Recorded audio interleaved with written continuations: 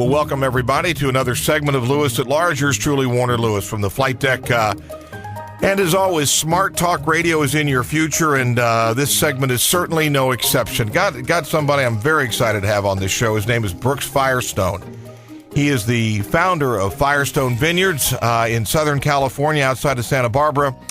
He is the author of Evensong, which is what we will talk about to a great extent today. Really a smooth transition into retirement. How do we handle that? He's done many things. He's an entrepreneur, run the winery out there. He's also a businessman, former two-term assemblyman in California, and just sort of all-around sort of good guy, Renaissance man indeed. Brooks, how are you, my friend? Yes, sir, Warner. Glad to talk with you. Good morning. Yeah. The term Renaissance man, does that apply to you, or are you just leading your life? Well, no, I'm just I had a number of careers. I was started in the tire business. And then I founded the winery, and did that for about 35 years. But I got involved in politics. I think everybody should be involved in politics, and served as an assemblyman and as a county supervisor. But I'm retired now, and that's when I wrote the book. Brooks, I'm curious. Let's go back to your early years as a member of the Firestone family. A lot of people would say, well, good gosh, what an easy deal. I'm curious as to be a member of that family. Blessing, curse, a little bit of both? Well, pluses and minuses. Of course, it was in the 40s and 50s. The tire business was a very big deal, and Firestone was the second largest in the world. And I grew up with a proverbial silver spoon kind of thing. But it also brought a great deal of work. I spent 12 years in the tire business, and it's a very tough deal, and ultimately decided it wasn't for me. There's blessings and curses of being from a family and wealth, but we all have our burdens and benefits, and I kind of worked my way through it. It does seem that America's well-known, at least wealthy families, the siblings are either incredible overachievers or underachievers, and I'm curious as did you feel pressure? Well, yes, there was pressure.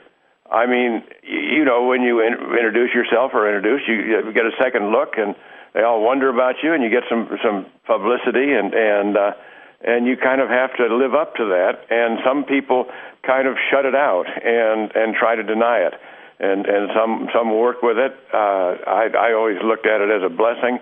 And in hindsight now, I see that it took some work out, but I'm a happy man. What can I say? Well, let's talk about, okay, you're in the tire business, part of the family legacy, and then at some point you realize, I think I'd like to do something else and expand my horizons a little bit. Tell us what led you towards the vineyard and the route along the way. Well, my wife and I were always sort of very individualistic and idealistic, and I just didn't quite fit the corporate model, and wanted to, as they say, do my own thing and be my own boss and found my own business. I think my grandfather probably felt that way too.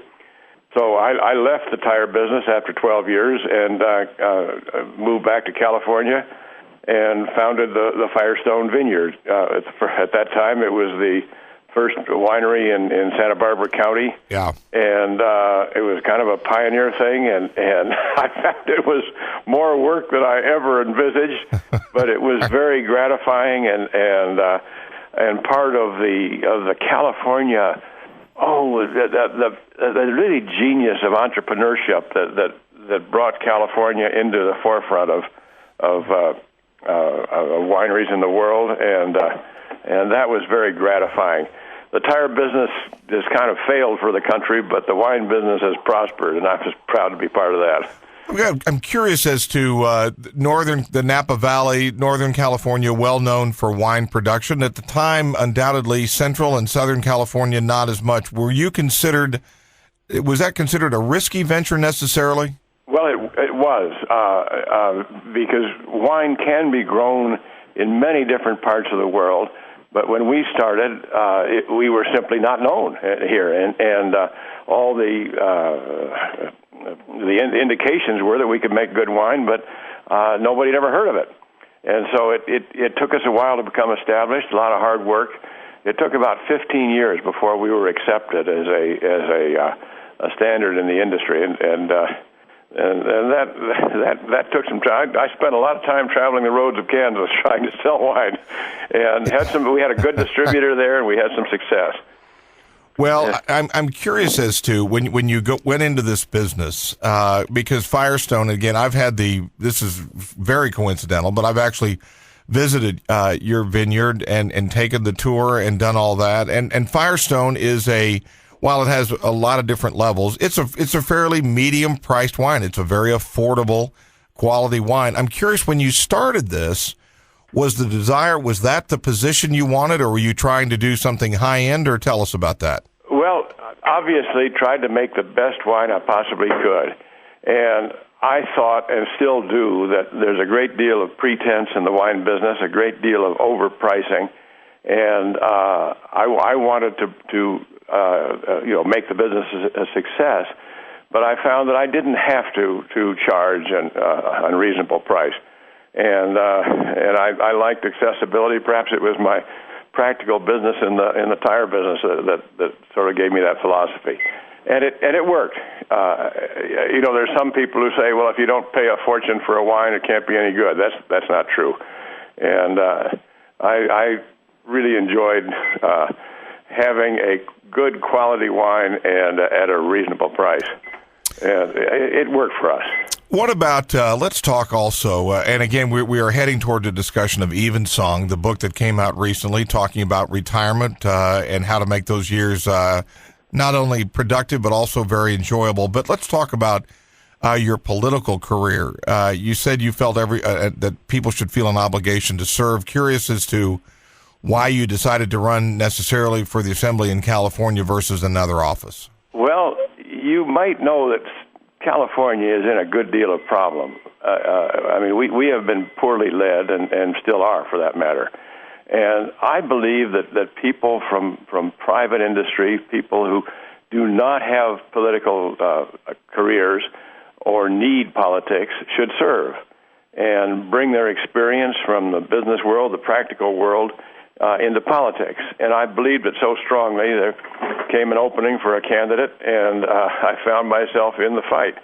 And it was very tough, and I came from a district, I happen to be a Republican, that didn't necessarily vote for Republicans, but I made it and had a great experience. And all my thoughts about needing private people who don't need politics was true, and it's more so than ever. Goodness, we need in Washington independent people of good judgment, people who don't need the job. I hated the job. I didn't like politics, but I did it, and I'm glad I did. I think I moved the ball forward, but I certainly didn't want to stay doing that. It was just one of the things I've done in my life that I believed in, that I believe all people should do. Well, if you've just joined us, yours truly, Warner Lewis, from the flight deck of Lewis at Large Radio. Our special guest this segment is Brooks Firestone. He is the founder of the Firestone Vineyard outside of Santa Barbara, California. He's a former two-term assemblyman in California, obviously with the Firestone Tire and Rubber Company family, and is the author of a recent release called Evensong, which I'd kind of like to flow towards right now. Brooks, this whole issue of retirement, A, do I retire or not? B, when? C, what do I do once I'm retired? There's again, as we say many times here, we got a lot of baby boomers that listen to this show. Some have one foot into retirement or part-time. Tell us a little bit about that and your motivation to share your thoughts on retirement. Well, there's one thing that we've got to realize, that all of us will retire. We all slow down at some time. Regardless of what we think of ourselves, there will be a time when things fail a little bit, and it's necessary to take life easier. We sold our winery about 6-7 years ago, and I've had my political experience, and so I am retired. I'm 77 next month, and there's two questions. Firstly, financial, and we all worried about how we're going to support ourselves in retirement, and that's right and proper, and that's primary. But secondarily, what are you going to do in retirement? And so many people do not prepare for that, because all of a sudden, after years of busy, vital life in something, there is quiet.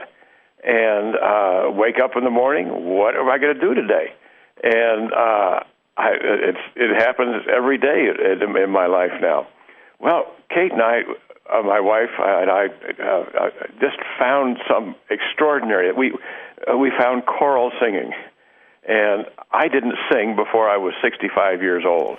And she sang in the church choir, and I got bored sitting in the pew, and I hired a man to teach me how to sing just well enough to sing the anthem, and so I joined her in the choir.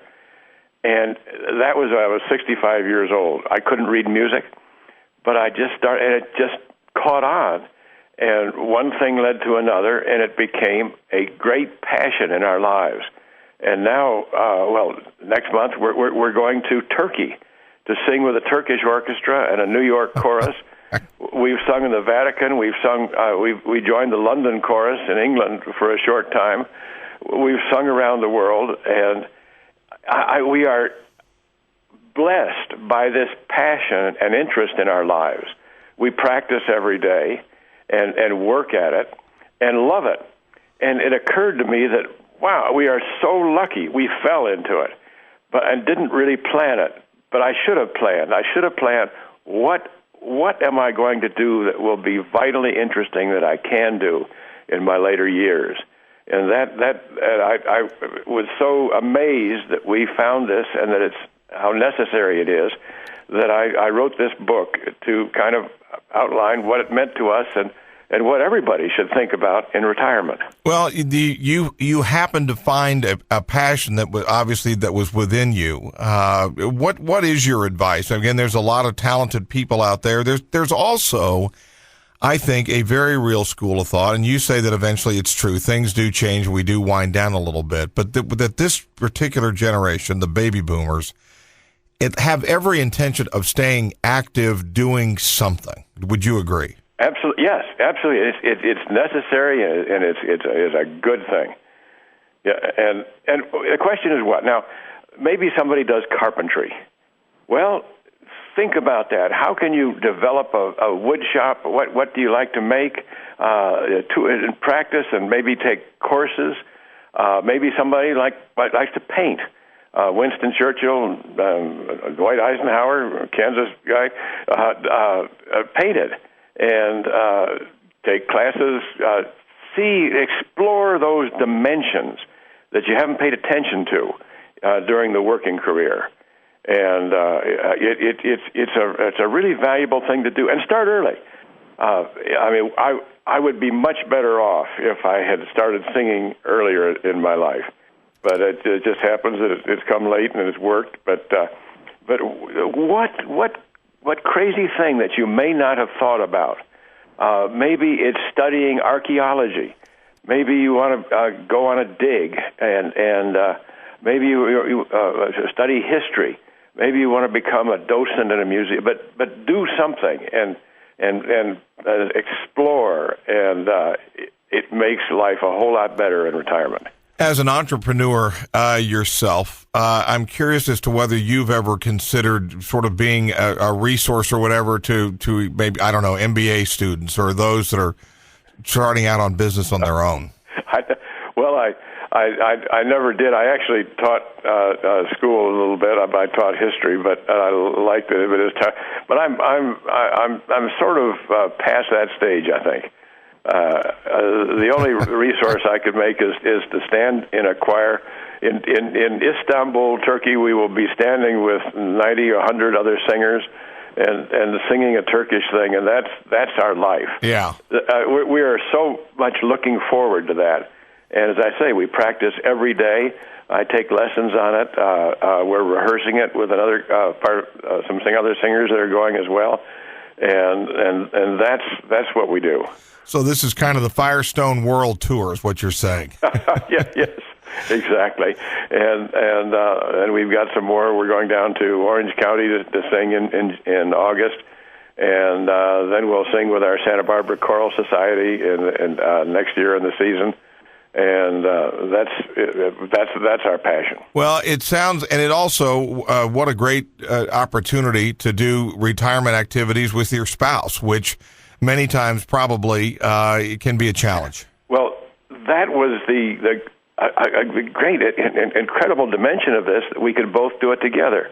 I sing bass, and Kate sings soprano, and the fact that we can prepare together, we can sing together, we can travel to Turkey together. We sang in Salzburg. We sang in the Salzburg Cathedral in Austria, and sang the Mass in the cathedral there with 150 other singers. That was about 2 weeks out of last summer, and it was just a great experience. So do you two ever break out in song like in a security line at the airport? You can sing at parties. Kate will occasionally slap me down if I start humming. No desire to be a soloist. I got it. What about, Brooks, again, if you've just joined us, we're talking to Brooks Firestone, founder of the Firestone Winery outside of Santa Barbara, California, also served as assemblyman in California for a couple of terms. And we're talking now about retirement and activities that provide for a meaningful retirement years indeed. As you look back on your career, let's look back on the career again. Anything, probably many things, but is there one thing in particular you might have done differently? Oh, my goodness. Yes, but I don't think about it. If I'd been a little brighter, maybe I would have had a better political future. If I'd, there's so many things. I would have, if I'd been more a Firestone Tire family member, maybe I would have stuck with it. And our company was sold to the Japanese company, Bridgestone.